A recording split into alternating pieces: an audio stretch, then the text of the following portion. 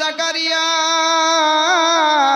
আলাইহিস সালাম তিনি আপনার তিনার উম্মতদেরকে বলতেছেন, শোনো রে শোনো, এক আল্লাহকে মান্য করো, এক আল্লাহকে বিশ্বাস করো। আমি যে নবী পাই, আমি যে পয়গম্বর, আমি যে আল্লাহর দূত, আল্লাহর পয়গম্বর, আমাকে নবী বলে বিশ্বাস করে নাও। আজকে যদি আমার এক আল্লাহকে বিশ্বাস করো, আমাকে নবী বলে বিশ্বাস করে নাও, তাহলে আজকে কি হবে? তোমার জীবনের সমস্ত গুনাহ খাতা আল্লাহ মাফ করে দিয়ে তোমাকে জান্নাতি হিসাবে কবুল করে নেবেন। জোরে বলেন সুবহানাল্লাহ। হযরতে জাকারিয়া আলাইহিস সালাম এইভাবে মানুষদেরকে আপনার বোঝাচ্ছেন, কালিমার দাওয়াত দিচ্ছেন। আল্লাহ পাক রব্বুল আলামিন নবীদেরকে মানুষের কাছে পাঠিয়েছেন হেদায়েতের জন্য। আজকে মানুষের কাছে আসবেন, আল্লাহর কথাগুলো মানুষের কাছে পৌঁছে দিবেন, আল্লাহর বার্তাগুলো মানুষের কাছে পৌঁছে দেওয়ার জন্য আল্লাহ নবীদেরকে যুগে যুগে আপনার প্রেরণ করেছেন। জাকারিয়া আলাইহিস সালাম মানুষের কাছে যাচ্ছেন, কালিমার কথা বলছেন, ইসলামের কথা বলছেন। অনেকে আপনার কালেমা পড়ছে, বেশিরভাগ মানুষ আপনার কালেমা থেকে দূরে থাকছে। হযরতে জাকারিয়া আলাইহিস সালাম বড় টেনশনে রয়েছেন। যেই সমস্ত মানুষ কালেমা পড়ে না, যেই সমস্ত মানুষ জাকারিয়া পয়গম্বর আলাইহিস সালামকে নবী বলে মানতে পারে না, যেই সমস্ত মানুষ জাকারিয়া আলাইহিস সালামকে আপনার মনে করেন পয়গম্বর বলে মানতে পারে না, তাদের মনে যেন আপনার হিংসা বিদ্বেষ জমছে। আজকে তারা মনে মনে ষড়যন্ত্রণা করতেছে কেমন করে জাকারিয়াকে শেষ করা যায়। আজকে জাকারিয়া যদি না থাকে, আমাদের মাবুদের বিরুদ্ধে কেউ কথা বলবে না, আর বলবে না লাতকে মানতে হবে না, আর বলবে না উজ্জাকে মানতে হবে না, আর বলবে না হুবলকে মানতে হবে না। এবার আমরা যেমন লাত উজ্জা হুবলকে মেনে চলেছি, আমরাই যতগুলো মূর্তি তৈরি করে রেখেছি যাদেরকে যেই জন্য মানছি, আমরা মানতেই থাকবো। আমাদের বিরুদ্ধে কথা বলার মতন কেউ থাকবে না। ওই জাকারিয়াকে দুনিয়া হতে বিদায় করে দিতে হবে। ইহুদিরা যখন এইরকম ষড়যন্ত্রণা করলো, হযরতে জাকারিয়া আলাইহিস সালামের কাছে খবর পৌঁছে গেল, ওগো আল্লাহর পয়গম্বর, আজকে আপনাকে হত্যা করার জন্য কিছু মানুষ আসতেছে। হযরতে জাকারিয়া আলাইহিস সালাম তিনি আল্লাহর কাছে দোয়া করতেছেন, মাবুদ,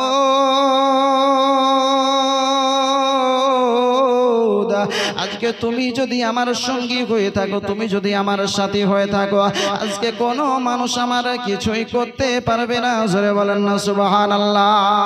আল্লাহ নবী বিশ্ব নবী আমার যখন হিজরত করেছিলেন, মনে করেন মক্কা ছেড়ে যখন মদিনা যাচ্ছিলেন, মদিনার পথে যেতে যেতে গারেশ্বর একটি গর্ত রয়েছে, ওই গারেশ্বরের ভেতরে হযরতে আবু বকর সিদ্দিক রাদিয়াল্লাহু তাআলা আনহুকে সঙ্গে নিয়ে আমার নবী মুস্তাফা সাল্লাল্লাহু আলাইহি ওয়াসাল্লাম অবস্থান করতেছিলেন। আবু বকর ওই গর্তের উপরে কাফিরদের আপনার পায়ের আওয়াজ শুনতে পাচ্ছিলেন। আবু বকর বলেছিলেন, ইয়া রাসূলুল্লাহ, ইয়া হাবিবাল্লাহ, নবী গো, আজকে শুনতে পাচ্ছি কাফেরেরা চলে এসেছে, মনে হয় আমাদেরকে গ্রেফতার করে নেবে, ধরে নেবে। আল্লাহ পাক রব্বুল আলামিনের পক্ষ থেকে ওহী নাজিল হয়ে গেল। আমার আল্লাহ পাক আল্লাহ তাআলা বলতেছেন, ওগো জিবরিল যাও, যাওয়ার পরে আমার হাবিব সাল্লাল্লাহু আলাইহি ওয়াসাল্লামকে বলে দাও, লা তাহজান ইন্নাল্লাহা মানা। ওগো হাবিব, আপনি টেনশন নেবেন না, চিন্তা করবেন না, আপনার আল্লাহ আপনাদের সঙ্গে রয়েছেন। হুজুরে বলেন না সুবহানাল্লাহ। আল্লাহ নবী বিশ্ব নবী আমার বলছেন, আবু বকর, তুমি টেনশন নিবে না, চিন্তা করবে না, লা তাহজান ইন্নাল্লাহা মানা, নিশ্চয় আমাদের আল্লাহ আমাদের সঙ্গে রয়েছেন, আমাদের কোনো সমস্যা হবে না। জাকারিয়া পয়গম্বর আলাইহিস সালাম তিনি আপনার বলতেছেন, আল্লাহ গো, যদি তুমি আমার সঙ্গে থাকো আমার কোনো সমস্যা হবে না। জাকারিয়া আলাইহিস সালাম তিনি আপনার এই রকমের চিন্তা ভাবনা করতেছিলেন। আল্লাহ পাক রব্বুল আলামিনের পক্ষ থেকে যেন গাছকে আপনার হুকুম হলো, বৃক্ষকে হুকুম হলো, ওই গাছটা যেন আপনার কি করলো, গাছটা সিনাটাকে ফেড়ে দিয়ে বলতেছো, গো আল্লাহর পয়গম্বর জাকারিয়া, আজকে তুমি এই গাছের ভিতরে আমার ভিতরে আশ্রয় নিয়ে নাও। ওই আজকে ইহুদির দল যারা আসতেছে তোমাকে হত্যা করার জন্য, তারা আসার পরে আজকে টের হয়তো পাবে না। জাকারিয়া আলাইহিস সালাম ওই গাছের ভিতরে যখন প্রবেশ করে গেলেন, আল্লাহর নির্দেশে প্রবেশ করেছেন, নিজের ইচ্ছাই নয়। হযরত জাকারিয়া আলাইহিস সালাম সালাম গাছের ভিতরে যখন আপনার প্রবেশ করেছে, গাছ আবার সঙ্গে সঙ্গে যেন আপনার জমাট হয়ে গেল। আগে যেমন ছিল পরেও আবার তেমনই হয়ে গেল। জোরে বলেন না সুবহানাল্লাহ। কিন্তু আপনার মনে করেন তিনার দামানের কোনা, এই কোনাটুকু যেন আপনার বেরিয়ে থাকলো। হযরতে জাকারিয়া আলাইহিস সালাম গাছের ভিতরে অবস্থান করছে। আমার আল্লাহ পাক আল্লাহ তাআলা যদি চান তাহলে গাছের ভিতরে কেন আপনার পাহাড়ের ভিতরে মানুষকে জীবিত রাখতে পারে না। আল্লাহ পাক রব্বুল আলামিন সুবহানাহু ওয়া তাআলা এইরকম কুদরত আপনার ক্ষমতা রাখে। জাকারিয়া আলাইহিস সালামের দামান আপনার বেরিয়ে রয়েছে। ওই ইহুদিরা ছুটতে ছুটতে আসার পরে, ওই জাকারিয়া আলাইহিস সালামের কাছে আসার পরে আপনার সেই বাড়িতে তিনার গৃহে আসার পরে বলতেছে এই জায়গায় তো জাকারিয়া আলাইহিস সালাম থাকে, আজ কেন জাকারিয়া পয়গম্বর আলাইহিস সালামকে দেখতে পাওয়া যায় না? কোথায় গেল? জাকারিয়াকে কেন দেখতে পাওয়া যায় না? কোথায় চলে গেল? কোন দিকে গেছে? খুঁজে কেন পাওয়া যায় না?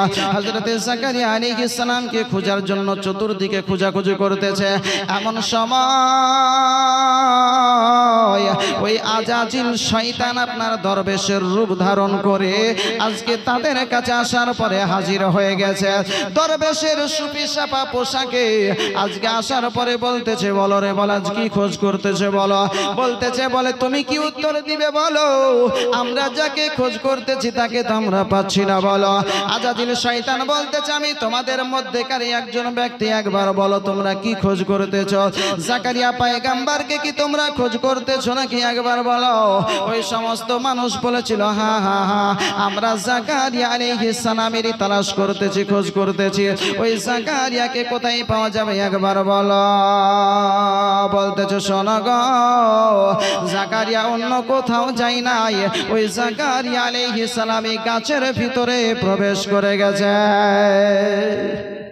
দরবেশের রূপ ধারণ করে এসে সাদা পোশাক, এত মনে হচ্ছে যে আপনার আল্লাহওয়ালা। দরবেশ দেখে মনে হচ্ছে না যে মানুষটার মধ্যে খারাপ কিছু থাকতে পারে। পোশাক দেখে ভাবছি আমার বোঝা যায় না।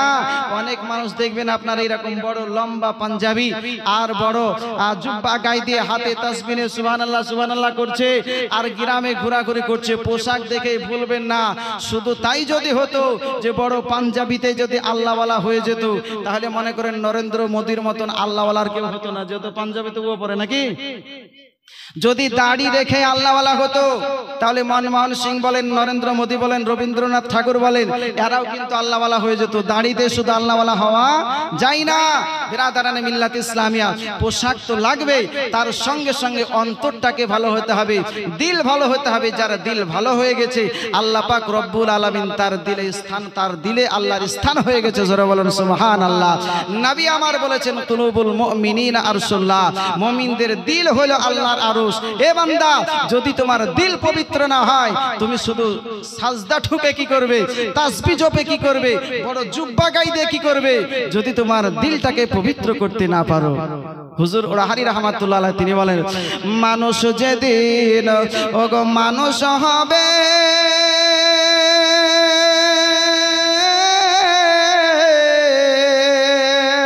মানুষ সেদিন খোদা পাবে রে। একবার জোরে বলা যাবে না সুবহানাল্লাহ? একটু জোরে বলেন না সুবহানাল্লাহ? আচ্ছা, শুনতে ভালো লাগছে না আপনাদের? জোরে বলেন আরেকবার সুবহানাল্লাহ। মানুষ যেদিন ওই মানুষ হবে,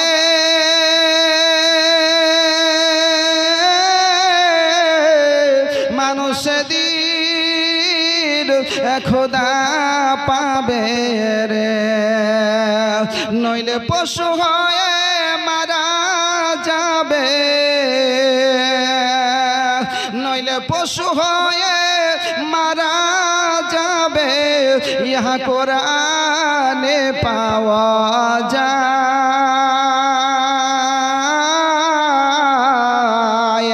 আমি তুমি দাও গো পরিচয়, দয়াল ও খোদা গো,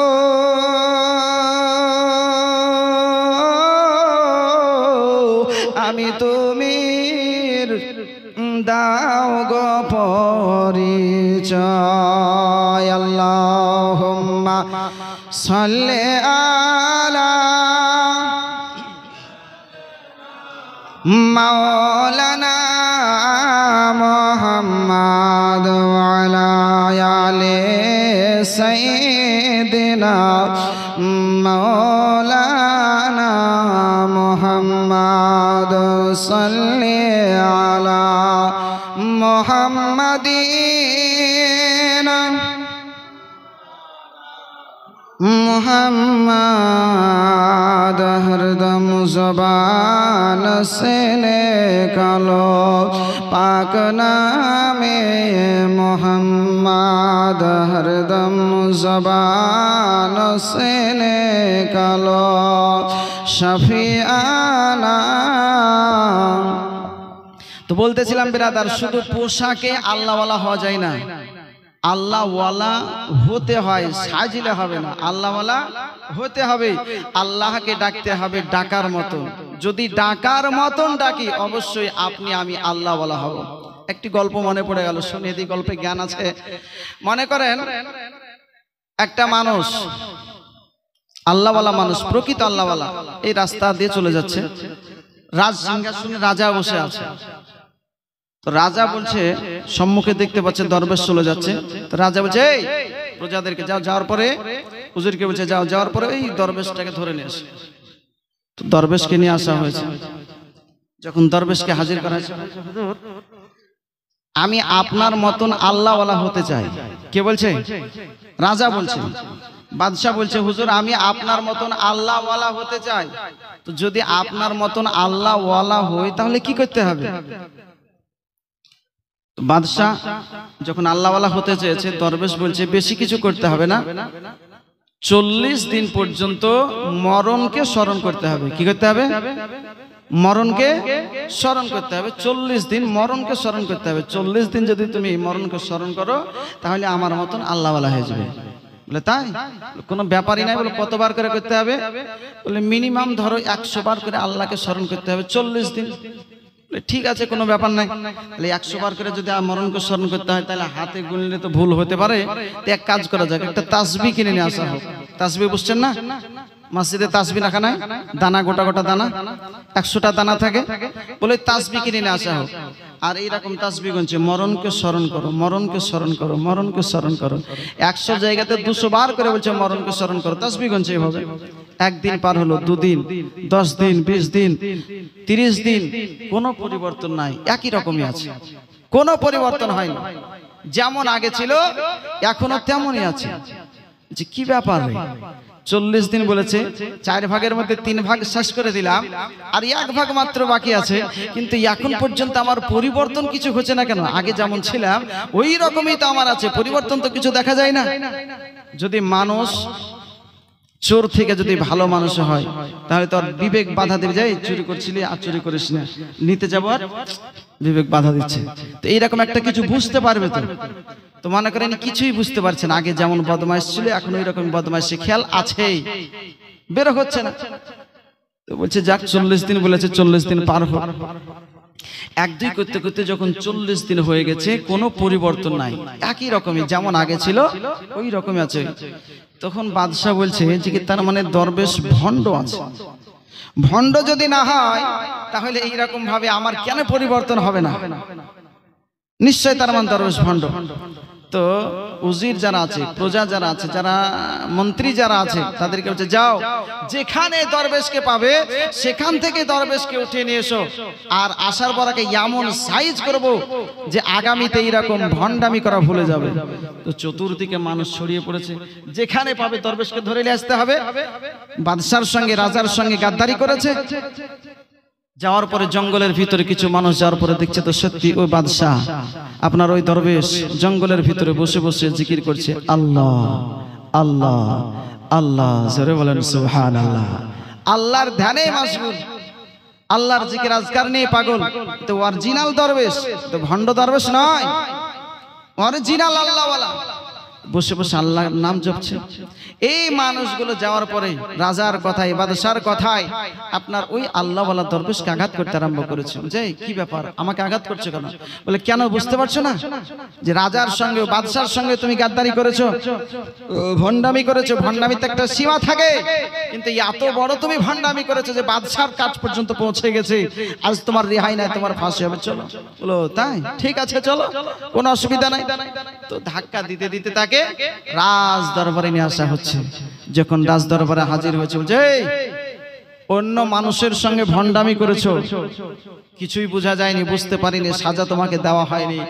আজকে তুমি আমার সঙ্গে ভণ্ডামি করেছো, আমার সঙ্গে বেয়াদবি করেছো, আজ তোমার রেহাই নাই।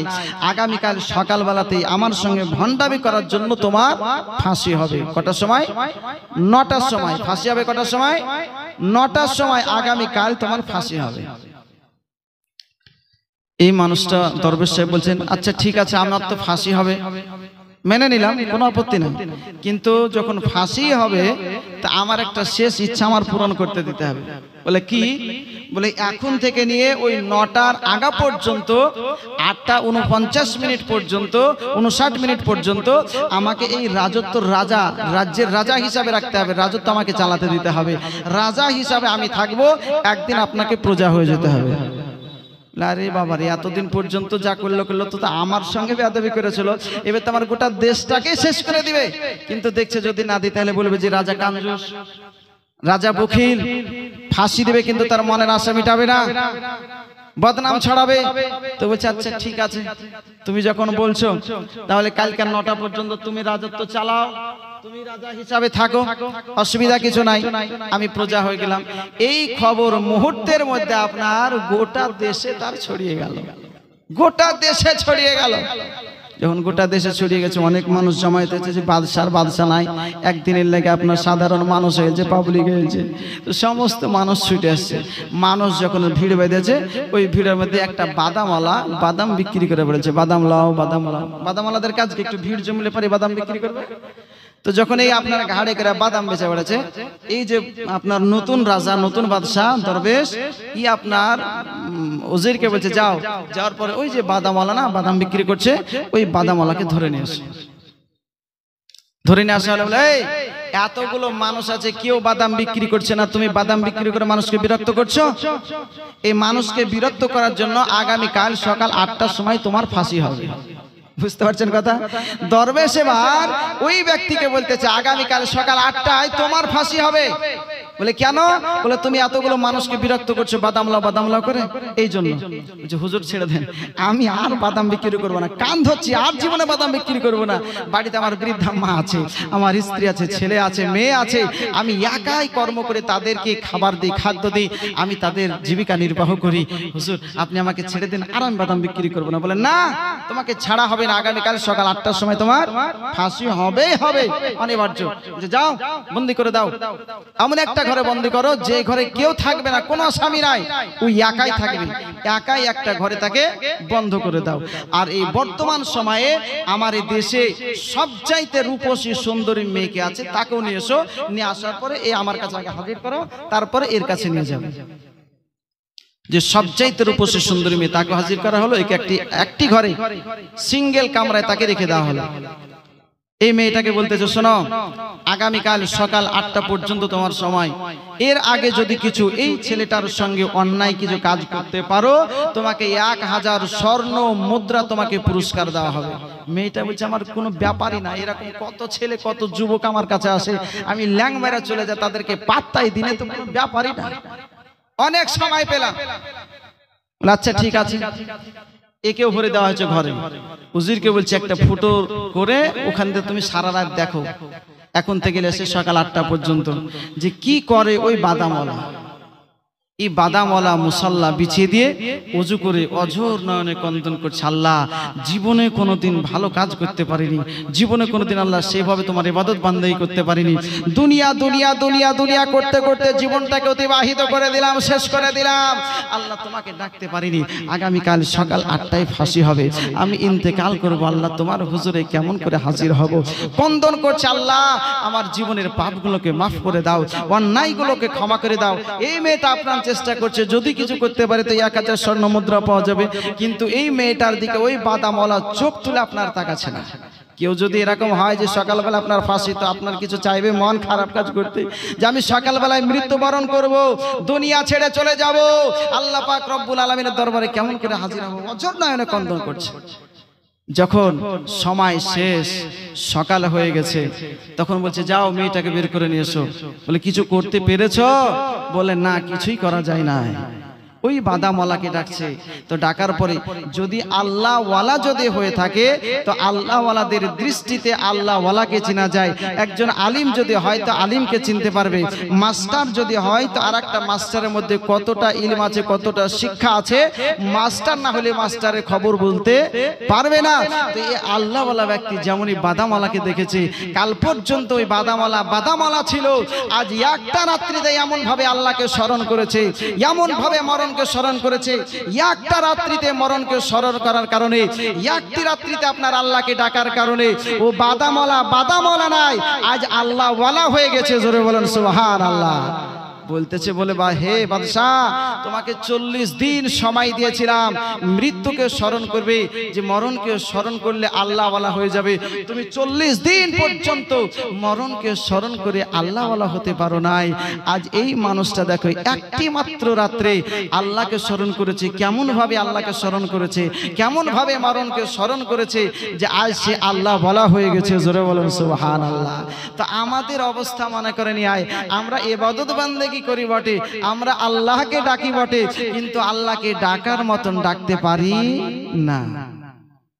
যে যত বড় আল্লাহওয়ালা হবে তার পরীক্ষা ততটাই জটিল হবে। নবী ও রাসূল যতজন দুনিয়ার বুকে এসেছেন সকলের বড় বড় ইমতিহান পরীক্ষা দিতে হয়েছে। আদম আলাইহিস সালাতু সালাম 350 বছর ধরে কন্দন করছেন, আল্লাহ রব্বানা যালামনা আনফুসানা ওয়া ইল্লাম তাগফির লানা ওয়া তারহামনা লানাকুনান্না মিনাল খাসিরিন। এইভাবে প্রত্যেকটা নবী ও রাসূল এই রকম ভাবে আল্লাহর কাছে আপনার পরীক্ষা দিতে হয়েছে, পরীক্ষায় উত্তীর্ণ হয়েছেন। যে যত বড় আল্লাহওয়ালা হবে তাকে তত পরীক্ষার সম্মুখীন হতে হবে। বাবজি আমার ভাইরা, অনেক সময় আপনার বলে, মৌলভী সাহেব যতদিন পর্যন্ত নামাজ পড়ছিলাম না ততদিন পর্যন্ত ভালোই ছিলাম, যেদিন থেকে মসজিদ ধরেছি, যেই দিন থেকে নামাজ পড়তে আরম্ভ করেছি, সেদিন থেকে অসুখ বিসুখ পাছায় ছাড়ে না, অসুখ বিসুখ লেগে আছে। আজ আমার হচ্ছে তো কাল আমার ছেলের ভালো হচ্ছে, তো কাল আমার স্ত্রীর হচ্ছে, এইরকম একের পর এক লেগে আছে। মনে রাখবেন যে আল্লাহর আপনি প্রেমিক বান্দা হতে চলেছেন। জোরে বলেন সুবহানাল্লাহ। হযরতে জাকারিয়া আলাইহিস সালাম গাছের ভিতরে, এই দরবেশ তো নয়, মনে করেন এরকম দরবেশ সেজে এসেছে।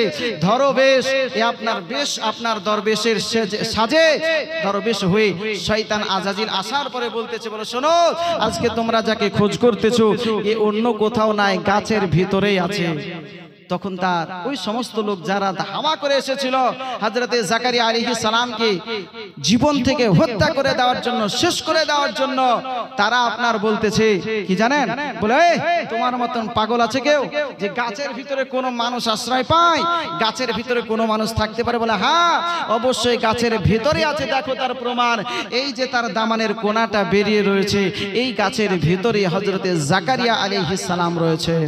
বলে গাছ থেকে কেমন করে বের করবে? সত্যি তো, এটা তো তারই দামান, এটা তো তারই পোশাক, এই পোশাক গায়ে দিয়ে আমাদেরকে ইসলামের দাওয়াত দিতে যেত। তারা সকলে ইয়াকিন করে নিল, বিশ্বাস করে নিল, হ্যাঁ এই গাছের মধ্যে জাকারিয়া আলাইহিস সালাম তিনি আপনার রয়েছেন।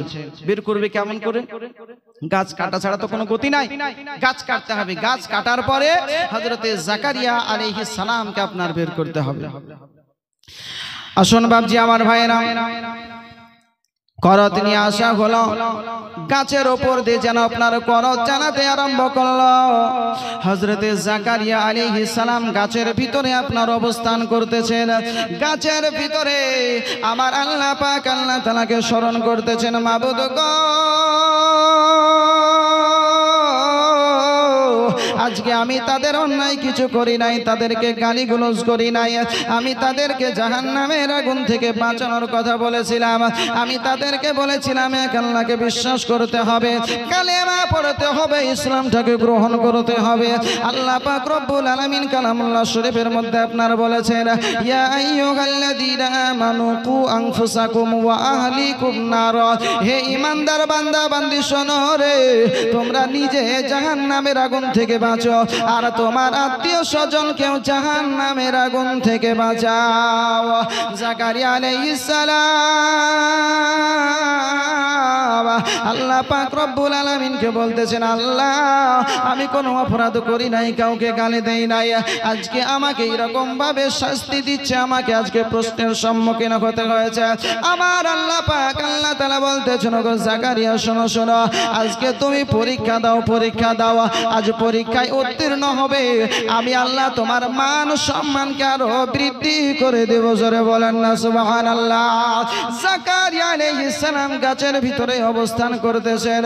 ওই ইহুদিরা আসার পরে করত দিয়ে যেন গাছটাকে কাটতে আরম্ভ করলো, করত চলতে আরম্ভ করেছে, মাথার উপরে যখন করত আপনার চলতে আরম্ভ করেছে, বাপজিরে আজকে জীবিত মানুষের উপরে যদি তলোয়ার দিয়ে আপনার মনে করেন পাশলি দিয়ে আজকে যদি এইরকম কোনো ধারালো অস্ত্র দিয়ে মস্তকটাকে আচানক যদি আলাদা করে দেওয়া হয়, অতটা অনুভব করবে না।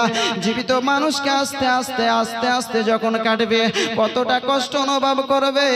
হযরতে জাকারিয়া আলাইহিস সালাম গাছের ভিতরে অবস্থান করেছে, গাছের উপর দিয়ে যেন আপনার করত চলতেছে। হযরতে জাকারিয়া আলাইহিস সালামের মাথার উপরে যখন করত লেগেছে, জাকারিয়া আলাইহিস সালাম ওহ করে শব্দ করেছে।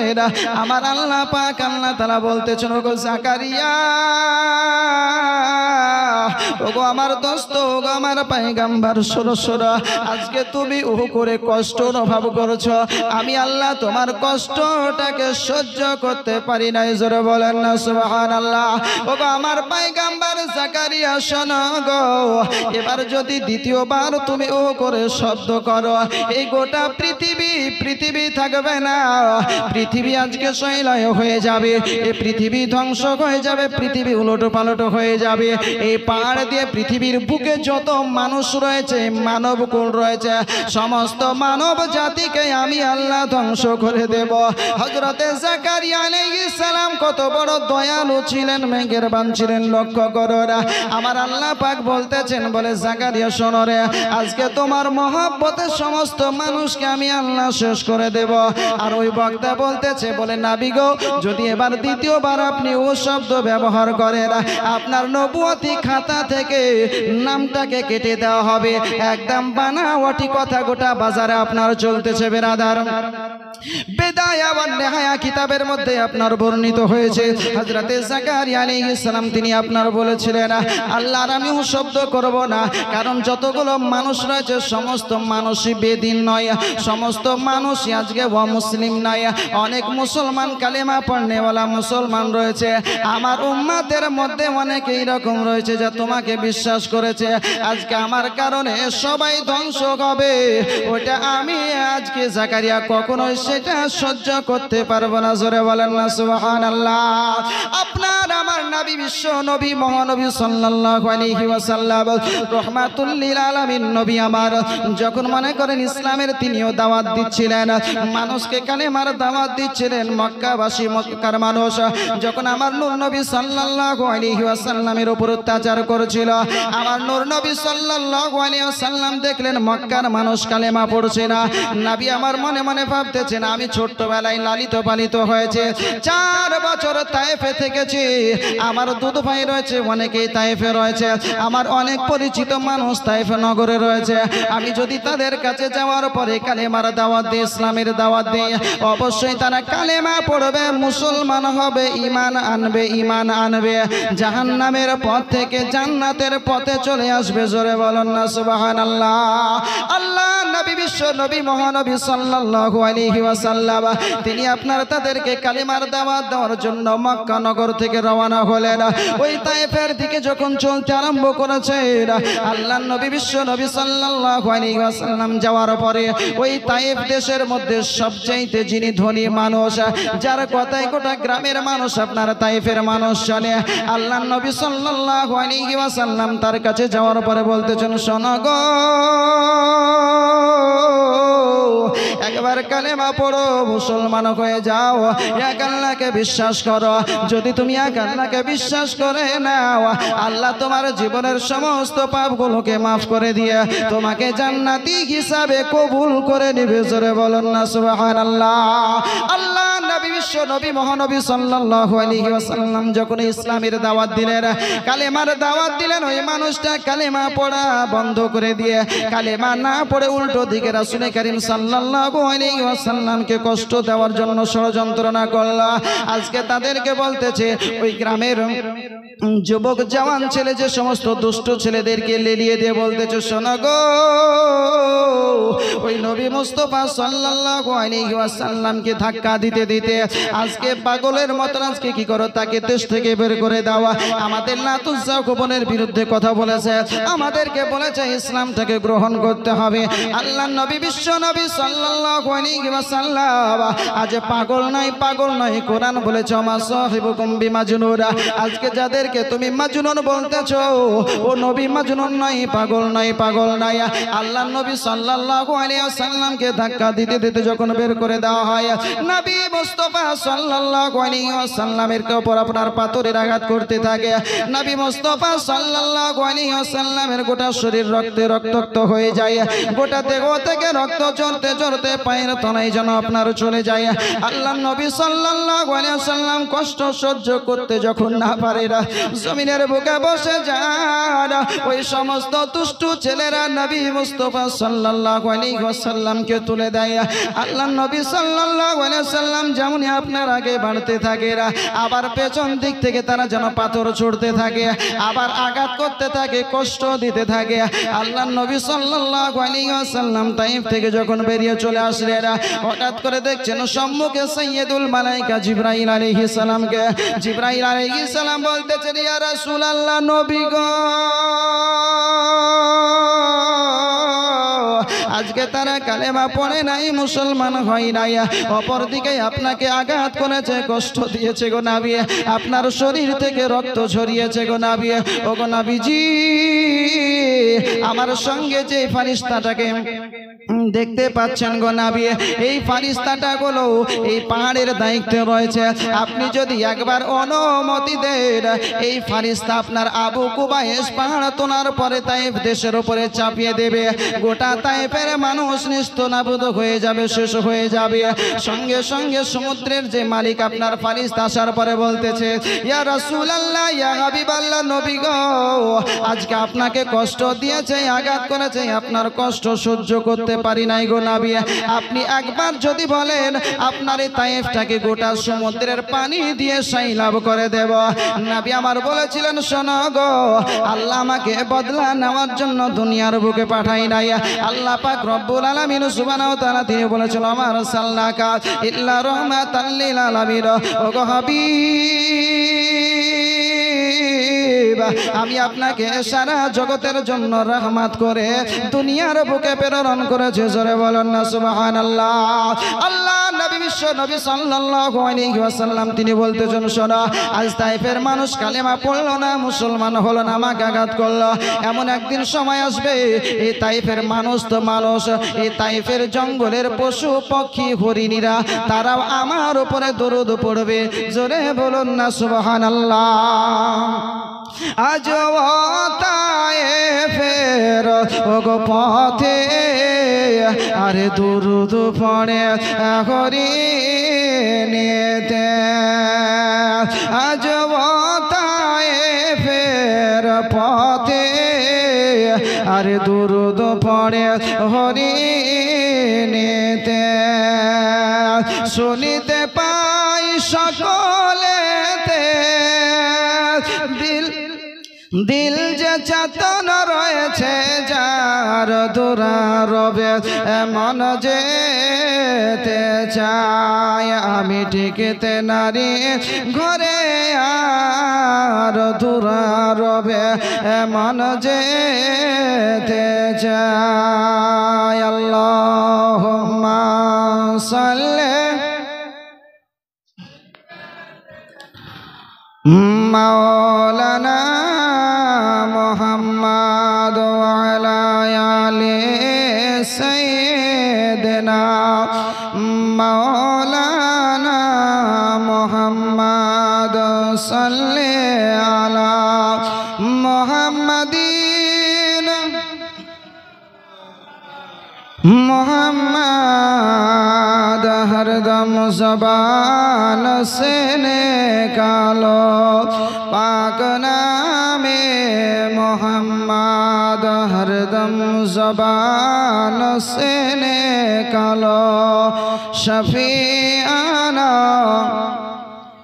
আল্লাহ নবী বিশ্ব নবী সাল্লাল্লাহু আলাইহি ওয়াসাল্লাম যেমন রাহমাতুল লিল আলামিন উম্মতের মহব্বতে সাজা চাইলেন না, এই রকমই জাকারিয়া পয়গম্বর আলাইহিস সালাম বলতেছেন, ওগো আল্লাহ পাক আল্লাহ তাআলা আমি চাই না আমার কারণে আমার উম্মত সবাই ধ্বংস হয়ে যাক, শেষ হয়ে যাক।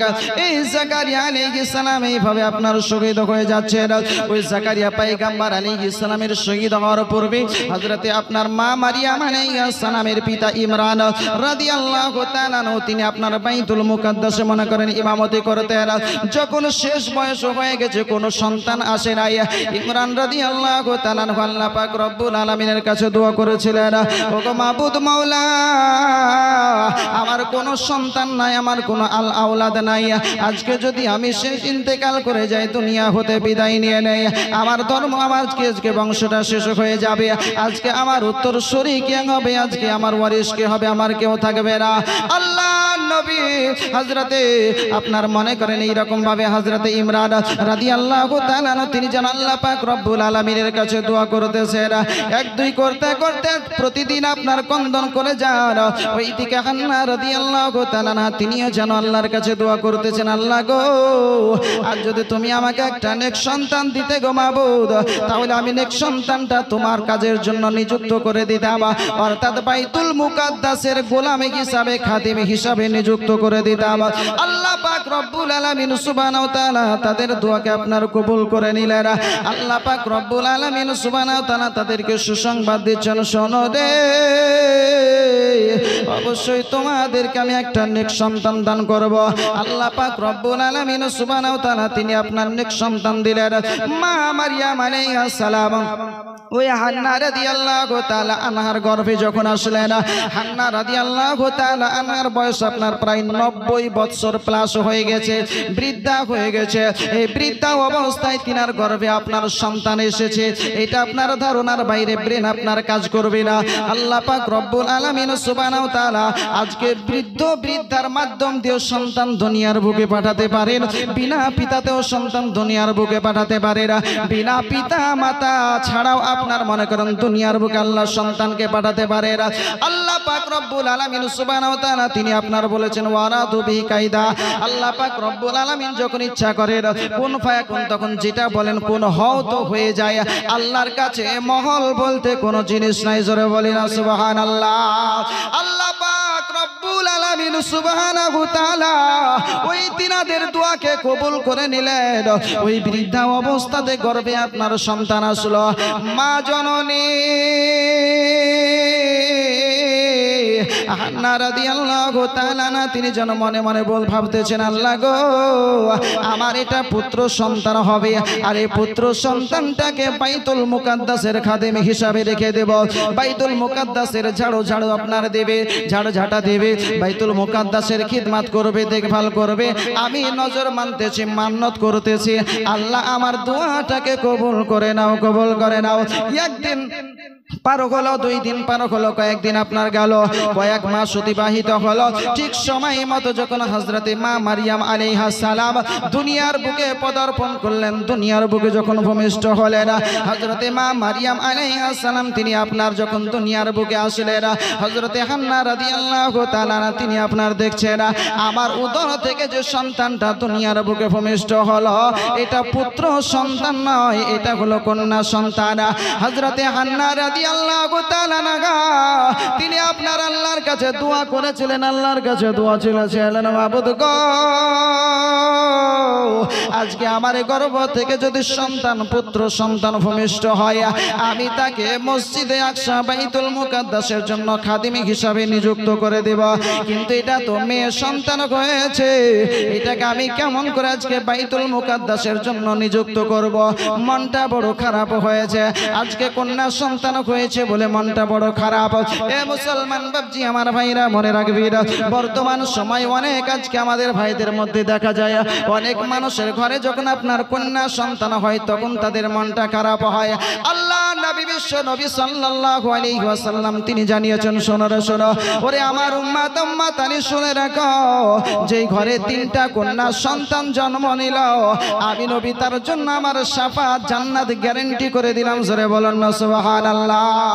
আল্লাহ নবী বিশ্ব নবী সাল্লাল্লাহু তাআলা আলাইহি ওয়াসাল্লামের একজন সাহাবী দণ্ডায়মান হওয়ার পরে বলতেছেন, ইয়া রাসূলুল্লাহ ইয়া হাবিবাল্লাহ, নবী গো যদি আমার দুটো কন্যা সন্তান হয় তাহলে যাদের দুটো কন্যা সন্তান রয়েছে তারা কি তাহলে জান্নাত পাবে না? একবার বলো না।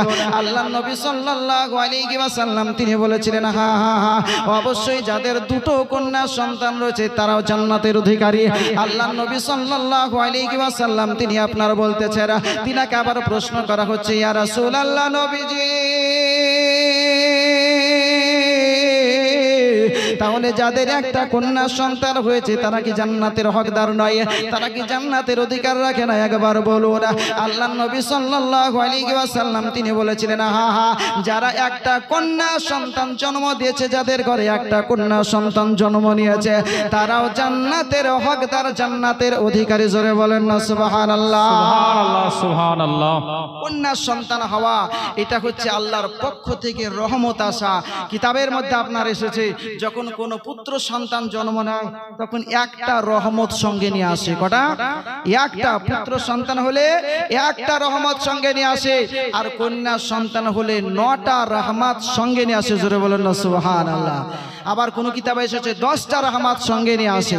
বিরাদারানে মিল্লাত ইসলামিয়া তো রাসূল করিম সাল্লাল্লাহু আলাইহি ওয়াসাল্লাম নারীদের মান সম্মানকে ইজ্জতকে আপনার বাড়িয়েছেন।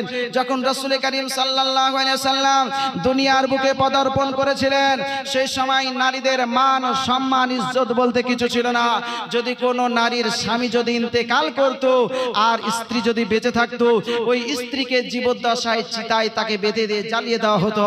আল্লাহ নবী সাল্লাল্লাহু আলাইহি ওয়াসাল্লাম তিনি বলেছিলেন, ইসলাম এটা শিক্ষা দেয় না যে কোনো মানুষকে অন্যায়ভাবে তাকে হত্যা করা হবে। আল্লাহ রাসূল সাল্লাল্লাহু আলাইহি ওয়াসাল্লাম নারী জাতির মান সম্মান ইজ্জতকে আপনার বাড়িয়েছেন।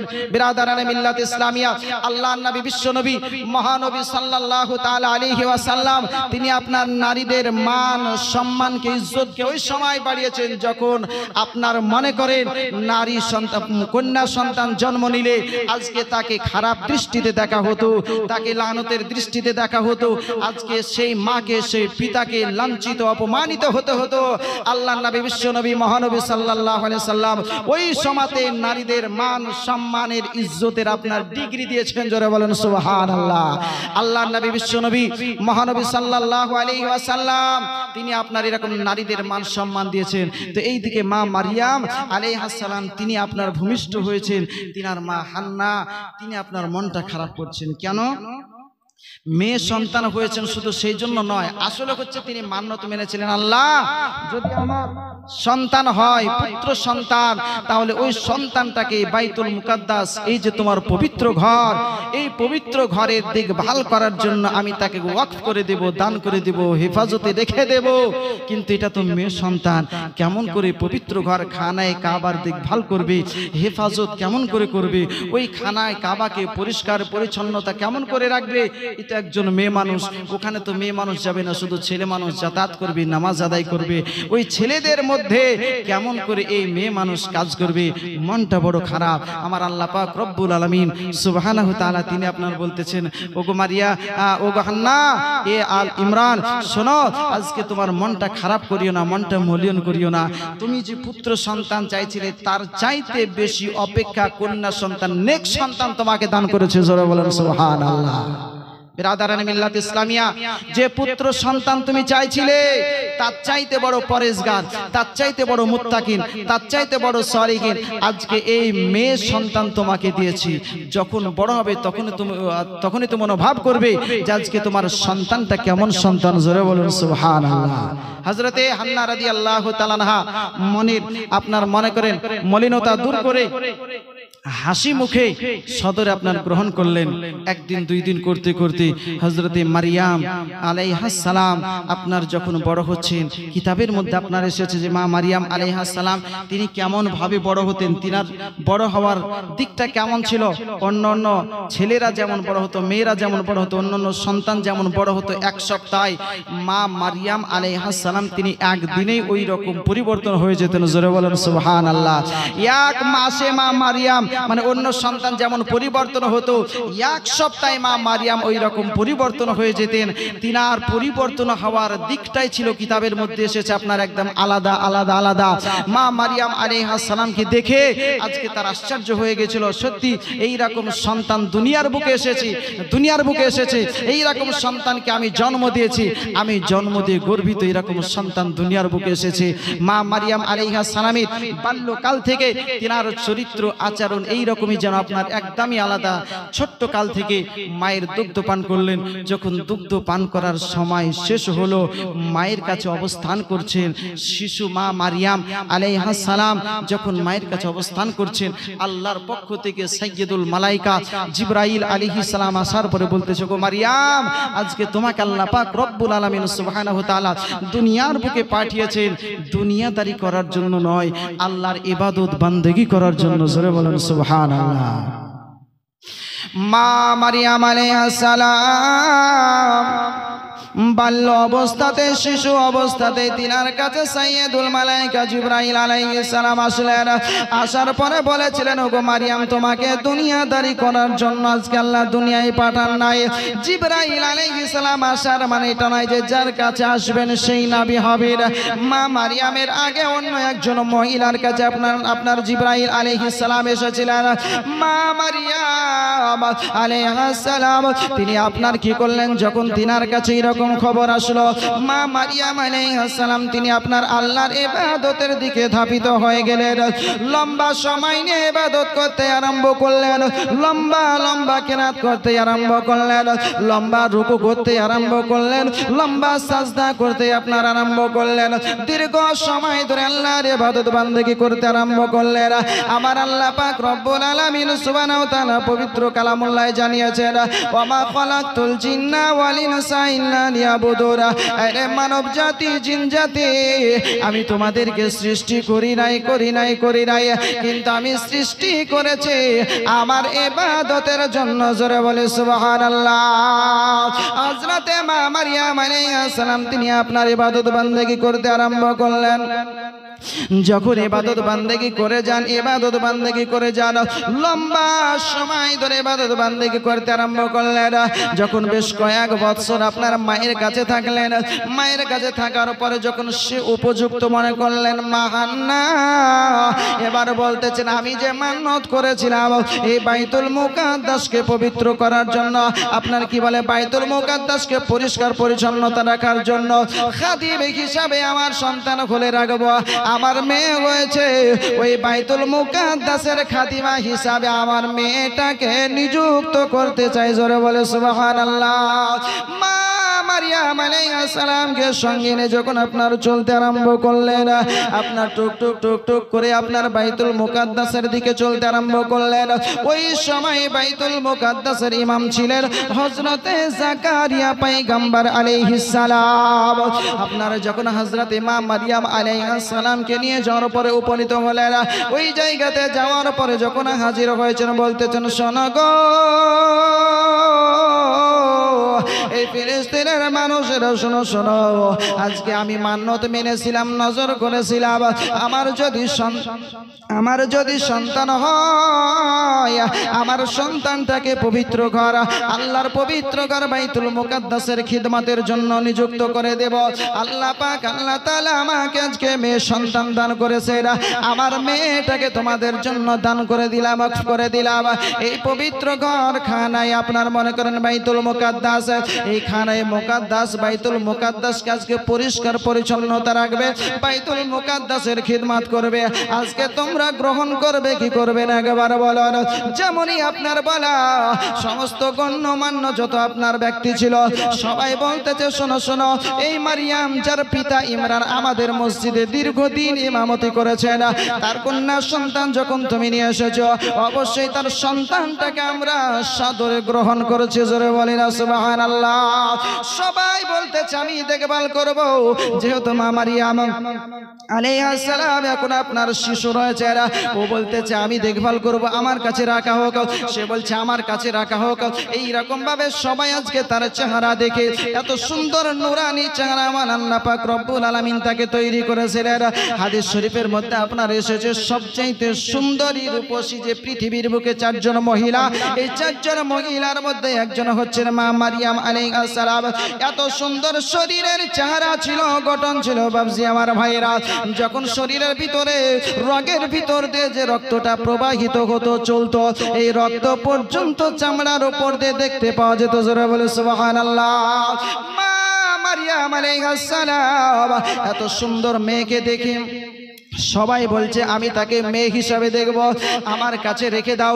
ও বলছে আমার কাছে রেখে দাও, আমি তার দায়িত্ব নিয়ে নিলাম।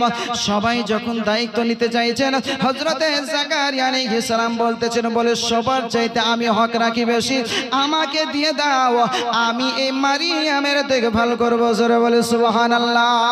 যাকারিয়া আলাইহিস সালাম সেই সময় বাইতুল মুকাদ্দাসের ইমাম ছিলেন। যখন আপনারা বলছেন আমাকে দিয়ে দাও, অনেক মানুষ আপনার দিতে রাজি, আবার বেশিরভাগ মানুষ বলতেছেন বলে না না, ওই মারিয়ামকে যাকারিয়ার কাছে দিতে আমরা রাজি নয়, আমরাই নিব। এরকম ভাবে যখন সবাই নিতে আপনার চাইল, মানুষদের মধ্যে বলল শোনো রে শোনো, এইভাবে কাজ হবে না, এবার আমাদেরকে লটারি করতে হবে, কুরআনদাজি করতে হবে, যার নাম আসবে সে আজকে মারিয়ামকে দেখভাল করবে। জোরে বলে সুবহানাল্লাহ। সবাই তো দেখতে চাইছো, তো সবাই তো দেখতে চাইলে হবে না, কোনো একজনের দায়িত্বে রাখতে হবে, সবাই চাইলে হবে না। আর সবাই যদি চাও এইভাবে, তাহলে এক কাজ করো, কুরআনদাজি করো, উর্দু ভাষায় যেটাকে বলে কুরআনদাজি, লটারি করো, যার নাম আসবে তার কাছে মারিয়াম থাকবে। আল্লাহ রাসূল সাল্লাল্লাহু আলাইহি সাল্লাম যখন হিজরত করেছিলেন, তো মদিনায় যখন পৌঁছালেন, তো আনসার সাহাবীগণ সবাই বলছেন যে কি ইয়া রাসূলুল্লাহ আপনি আমার কাছে আসেন। সমস্ত সাহাবী, উনি বলছেন যে আমার কাছে আসেন, উনি বলছেন আমার কাছে আসেন, উনি বলছেন আমার কাছে আসেন। তো নবী আমার বলছেন সবাই ডাকলে হবে না, আমার এই উটের নাকিলটাকে ছেড়ে দাও, আমার উট ওই জায়গাতেই বসবে যেখানে আমি থাকবো বা যেখানে আমার থাকা দরকার সেখানেই বসবে, আমার উটকে স্বাধীন করে দাও, ছেড়ে দাও। তো ওই উটটা ঘুরতে ঘুরতে ঘুরতে ঘুরতে ঘুরতে ঘুরতে যাওয়ার পরে কোথায় বসেছিল? আবু আইয়ুব আনসারী রাদিয়াল্লাহু তাআলা আনহুর বাড়িতে। জোরে বলেন সুবহানাল্লাহ। কেন জানেন? রাসূলে কায়নাত সাল্লাল্লাহু আলাইহি ওয়াসাল্লামের দুনিয়ায় আসার 1000 বছর আগে তুব্বা হুমাইরি নামে একজন বাদশা ছিল। তুব্বা হুমাইরি সারা দেশে ঘোরাঘুরি করছিল, শেষ পর্যন্ত মক্কা নগরে এসেছিল। লম্বা ঘটনা। মক্কা নগরে আসার পরে মক্কার মানুষ কেউ দেখতে আসেনি, প্রায় কয়েক হাজার সৈন্যবাহিনীকে সঙ্গে নিয়ে এসেছিল। কেউ যখন দেখতে আসেনি, তখন তুব্বা হুমাইরি জিজ্ঞেস করেছিল কি ব্যাপার, অন্যান্য শহরের মানুষ আমাদেরকে দেখতে আসলো, মোলাকাত করলো, এই দেশের মানুষ কেন আসছে না? তো বলছে এই দেশে পবিত্র ঘর খানায় কাবা আছে, খানায় কাবাকে পাওয়ার কারণে এই মানুষের একটি আত্ম অহংকার আছে, যে খানায় কাবার একটি গর্ব আছে, সেই জন্য আপনাদের কিছু মনে করে না। বলে তাই খানায় কাবাকে শেষ করে দেবো। নাউজুবিল্লাহ। যেমনই বললো সঙ্গে সঙ্গে অসুখ হলো। শেষ পর্যন্ত তার ওষুধ হলো যে পুনরায় খানায় কাবাকে আবার সুন্দর করে সুসজ্জিত করবে। খুব লম্বা ঘটনা। তো শেষ পর্যন্ত তুব্বা হুমায়রি ওখান থেকে হিজরত করে যখন মদিনায় গেল, মদিনায় যাওয়ার পরে কিছু মানুষ থেকে গিয়েছিল। তুব্বা হুমায়রি বলেছিল এখানে থাকছো কেন? বলে যিনি শেষ জামানার নবী হবে। ওই দলের মধ্যে প্রায় 400-450 জন আলেম ছিলেন, তাওরাত জবুর ইনজিল কিতাবের পারদর্শী ছিলেন। তারা বলেছিলেন যিনি শেষ জামানার নবী হবেন তিনি এখানে আসবেন, অবস্থান করবেন। তো ওই নবী মুস্তাফা সাল্লাল্লাহু আলাইহি ওয়াসাল্লামের গোলামি করার জন্য আমরা এখানে থেকে যেতে চাই, আমি না হলে আমার আল আওলাদ কেউ গোলামি করতে পাবে। ওই বাদশা বলেছিল শোনো তাহলে আমি ওই নবীর গোলামি করার জন্য আমি একটা ঘর তৈরি করলাম। ঘর তৈরি করে তারই বংশধরকে রেখে দিল যে যেদিন শেষ নবী সাল্লাল্লাহু আলাইহি সাল্লাম আসবেন আমার এই পত্রখানা ওই নবীকে দিয়ে আমি যে কালেমা পড়েছি বা আমি যে বিশ্বাস করেছি পত্রখানা রাসূলুল্লাহকে পৌঁছে দিবে। এই জন্য ওটা বসে গেছিল। বলার উদ্দেশ্য যে এই রকমই মনে করেন মা মারিয়াম আলাইহিস সালামকে তো সবাই নিতে চাইছে, কার কাছে যাবে? তো বলছে কুরআন আন্দাজি করো, লটারি করো, যার নাম উঠবে সে তার কাছে মা মারিয়াম আলাইহিস সালাম থাকবে। কুরআন আন্দাজি কেমন করে করবে? বলে পাশে নদী, স্রোত চলছে এইদিকে, প্রত্যেকটা ব্যক্তিকে কি করতে হবে? কলম নিতে হবে, কলম, আর কলমে আপন আপন নাম লিখতে হবে। যার কলম উজান দিকে আসবে জেনে নিতে হবে যে মারিয়াম তার কাছেই থাকবে বা সেই মারিয়ামকে রাখার উপযুক্ত। জোরে বলে সুবহানাল্লাহ। পানি চলছে কোন দিকে? এই দিকে। তো যদি মনে করেন উত্তর দিকে মনে করেন পানি চলে আর সেখানে যদি কিছু ছাড়া যায় তো জিনিসটা উত্তর দিকে যাওয়া বাদ দক্ষিণ দিকে আসবে কি? উত্তর দিকে যাবে, তাই না ব্রাদারানি মিল্লাত ইসলামিয়া? তো এই কলমটাকে ছাড়তে হবে। যার কলম এই উজান দিকে আসবে জেনে নিতে হবে যে তার কাছে মা মারিয়াম আলাইহিস সালাম তিনি থাকবেন। আচ্ছা ঠিক আছে মেনে নিলাম। সবাই আপনার কি করলো? একটা একটি করে কলম নিল আর কলমে আপন আপন নাম লিখে ওই কলমটাকে নদীতে আপনার নিক্ষেপ করে দিল। সবার কলম আপনার মনে করেন সোজা ভাটালের দিকে চলে যায় আর হযরতে জাকারিয়া আলাইহিস সালামের কলমটা উজানের দিকে ভেসে আসে। জোরে বলে সুবহানাল্লাহ। একদিন হলো, একবার হলো, বলে একবারে মানা যাবে না, আরেকবার করতে হবে। বলে আরেকবার? এই একবার হবে না? বলে না, আরেকবার দেখাতে হবে। আরেকবার এইরকমই সবার কলম নিক্ষেপ করা হলো। সবার কলম মনে করেন এইদিকে ভাটালের দিকে চলে যায় আর হযরতে জাকারিয়া আলাইহিস সালামের কলম উজানের দিকে চলে আসে। জোরে বলে সুবহানাল্লাহ। একদিক করতে করতে 3 বার এইরকম যখন হলো হযরতে জাকারিয়া আলাইহিস সালামকে সমস্ত দেশের মানুষ বলতেছে বলে তুমি এই মারিয়ামকে রাখার হক রাখো। কারণ হচ্ছে হযরতে জাকারিয়া আলাইহিস সালামের অর্ধাঙ্গিনী যিনি ছিলেন তিনি হচ্ছেন হযরতে মারিয়াম আলাইহিস সালামের আপন খালা। জোরে বলি সুবহানাল্লাহ। আপন খালা হযরতে মারিয়াম আলাইহিস সালামের আপন খালা ঈশা বা ইলিয়াসা যদি তার কাছে থাকে তাহলে মায়ের কাছ থেকে দূরে থাকার যতটা ব্যথা অতটা ব্যথা অনুভব করতে পারবে না। আর তুমি একজন পয়গম্বর, তুমি একজন রাসূল, তুমি একজন আল্লাহর নবী, অবশ্যই তুমি কি করবে? তার দেখভাল যথেষ্টভাবে করতে পারবে, তার হেফাজত যথেষ্টভাবে করতে পারবে। হযরতে জাকারিয়া আলাইহিস সালাম তিনি আপনার হযরতে মা মারিয়াম আলাইহিস সালামকে রাখলেন, বলছেন মা গো আমি তোমার খালু বললে খালু, পিতা বললে পিতা, তোমার পিতা ইন্তেকাল করে গেছে। মা মারিয়াম আলাইহিস সালাম যখন মায়ের গর্ভে হান্না রাদিয়াল্লাহু তাআলা আনহার গর্ভে অবস্থান করতেছিলেন ওই সময়তে আপনার মনে করেন ইমরান রাদিয়াল্লাহু তাআলা আনহু ইন্তেকাল করেন, এহ জগৎ ছেড়ে পর্দা করে আখিরাতে আপনার জগতে চলে যান। হযরতে মা মারিয়াম আলাইহিস সালামকে বলতেছেন মা গো আজকে তুমি পবিত্র ঘর খানায় কাবা, আজকে পবিত্র ঘর বাইতুল মুকাদ্দাসকে দেখভাল করবে, ঝাড়ু দেবে, পবিত্র করে রাখবে, আজকে পরিষ্কার পরিচ্ছন্নতা করে রাখবে মা। কিন্তু আজকে মনে রাখবে কোনো অপর পুরুষের সম্মুখীন হবে না। মা মারিয়াম আলাইহিস সালাম তিনি আপনারা বলেছিলেন বলে খালো ও আল্লাহর পয়গম্বর জাকারিয়া আলাইহিস সালাম শুনে রাখো, আজকে আপনি বলবেন তারপর আমি পর্দা করব তা নয়। আমি আগে থেকেই জানি নারীদের জন্য পর্দা করা ফরজ। জোরে বলে সুবহানাল্লাহ।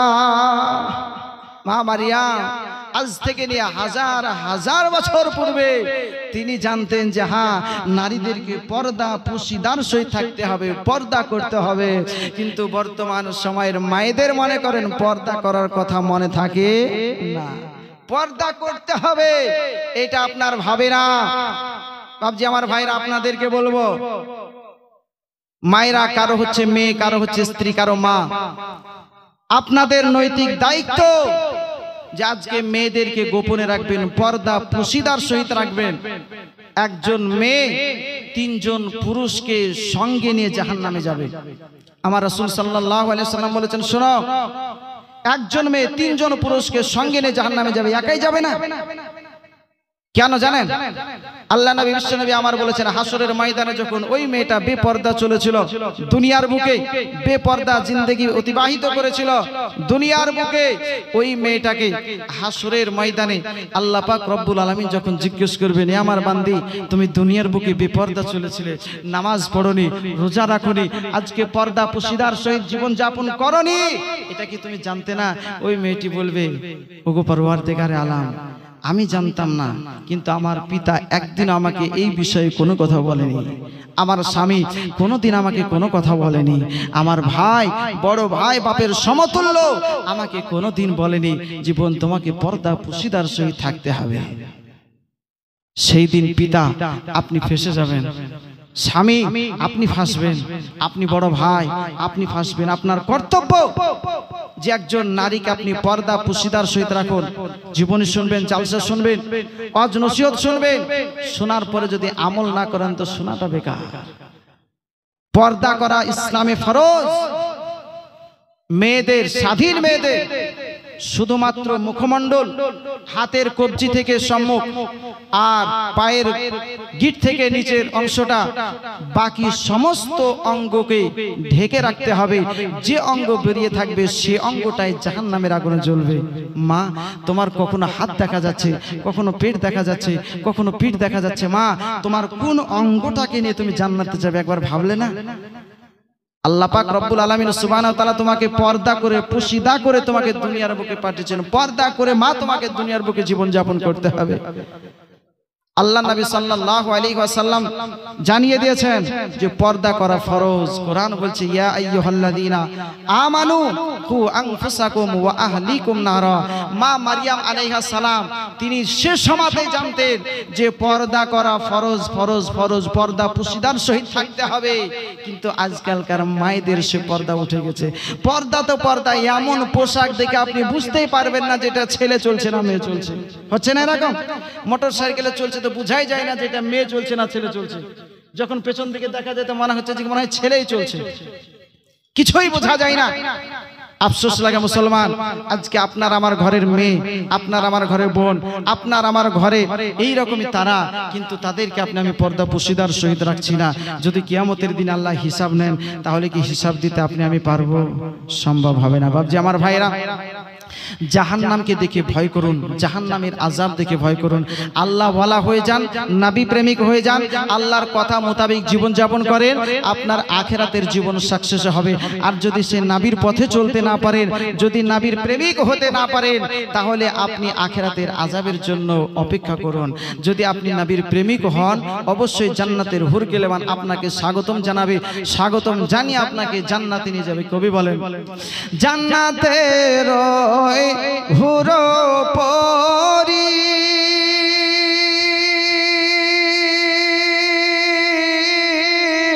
নিবে আমায় ওগো বরণ করি রে,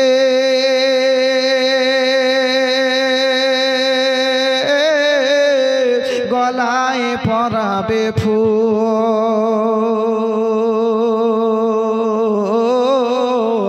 আরে খোদার নূরে তৈরি গয়া আমার মোহাম্মদ রাসূল, খোদার নূরে তৈরি গয়া আমার মোহাম্মদ রাসূল, নবী আমার পাকা কান্ডারি,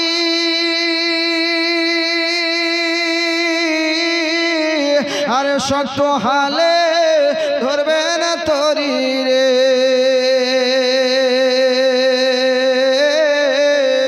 নবী আমার পাকা কান্ডারি,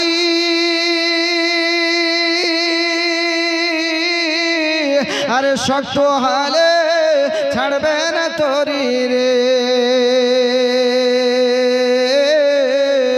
তাই তো বসে আরাম করি পাবো নদীর কোল আর খোদার নূরে তৈরি গোয়া আমার মোহাম্মদ রাসূল খোদার নূরে তৈরি গোয়া আমার মোহাম্মদ রাসূল আল্লাহুম্মা সাল্লি দিনা মাওলানা মুহাম্মদ ওয়া আলা আলি সাইয়্যিদিনা মাওলানা মুহাম্মদ সাল্লি আলা মুহাম্মাদিন